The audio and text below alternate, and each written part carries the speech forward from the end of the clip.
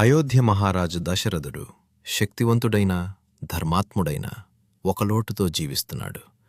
అతనికి సంతానం లేదు.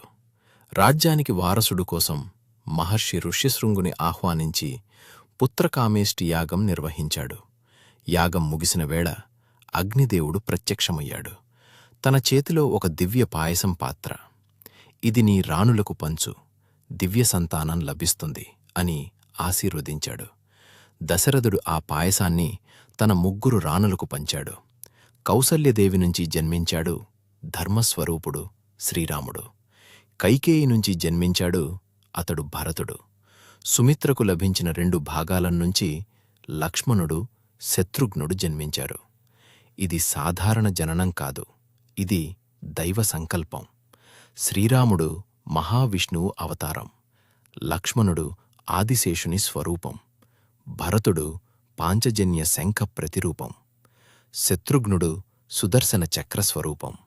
ఇది వారి జననం దైవ నియోగమని పురాణాల్లో చెప్పిన ఆధ్యాత్మిక భావన. చైత్రమాసం శుక్లపక్షం నవమి తిథి పునర్వసు నక్షత్రంలో అయోధ్య అంతా ఆనందంతో మోగిపోయింది.